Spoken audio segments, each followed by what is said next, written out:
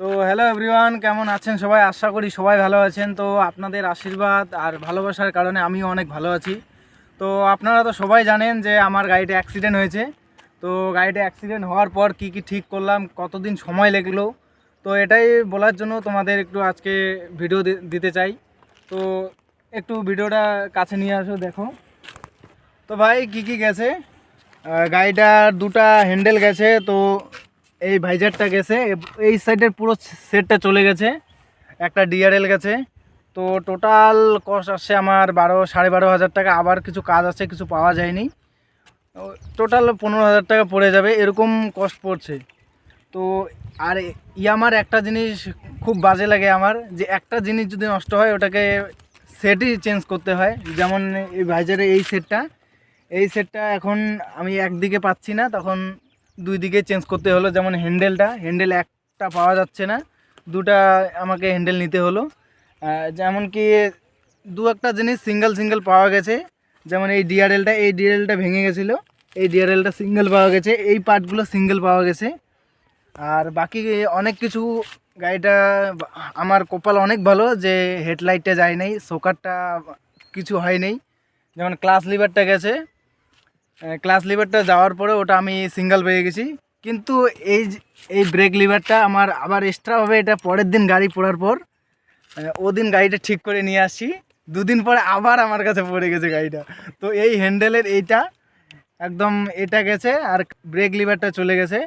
আর কিছু কিছু জিনিস গেছে, ওটা আমি চেঞ্জ করি নেই, কারণ আমি এখন অতটা একদম অতগুলো টাকা দিয়ে আমি চেঞ্জ করতে পারছি না, কারণ আমি মিডিল ক্লাস ফ্যামিলি থেকে, অত বড়লোক ফ্যামিলি না।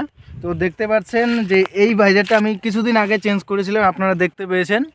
তো এই ভাইজারটা একটু ফেটে গেছে, তো আমি ভাবছি যে এটা আমি এখন চেঞ্জ করব না, কারণ এটা আমার দরকার পড়ে না। আর দু একটা জিনিস, যেমন এই দিকের এটা গেছে, ওই সাইডের এই জিনিসটা গেছে, এই জিনিসটা আমি সেদিন পাই নাই। আর এই স্টান সেন্সারটা গেছে। তো টোটাল আমার কস্ট মিনিমাম 15,000 চলে আসছিলো। তো 15,000-এর মধ্যে আমি আবার কিছু চেঞ্জ করব। যেমন আমার ক্লাস প্লেটটা শুনেছেন অনেক দিনে গেছে, ওটাকেও চেঞ্জ করতে হবে আমার।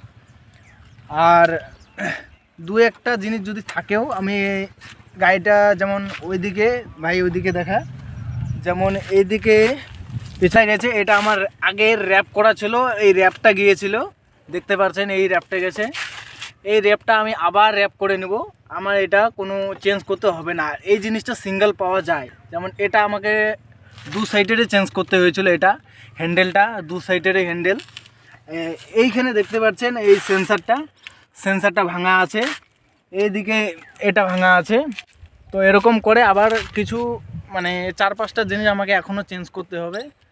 তো ভিডিওটা আর বেশি বড় না করে আমি এইখানেই শেষ করতে চাই। আর একটা কথা, যদি আমার হেটারগুলো একটু দেখো, তো ভাই আমার বাবা মাকে উল্টাপাল্টা না বলে, যা বলার আমাকে বলো ভাই। আমি গাড়ি স্পিডে চালাই, আমি আস্তে চালাই, যা বলার আমাকে বলো ভাই। তো প্লিজ আমার হেটারের জন্য এইটা, যে আমার বাবা মাকে কিছু বলবে না, কারণ আমার বাবা মা এত কিছু বুঝে না যে গাড়ি কত স্পিডে চালালে কত কি হয়। এটা হচ্ছে স্পোর্ট বাইক কীভাবে চালালে কীরকম হয়, কেমন কন্ট্রোল করতে হয়। তো দয়া করে আমার বাবা মাকে কিছু বলবেন না।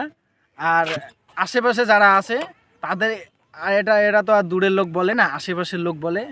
তো তাদেরকে রিকোয়েস্ট করছি, যা বলার আমাকে এসে বলো, কি বলার আমি আপনাকে বলে দেবো।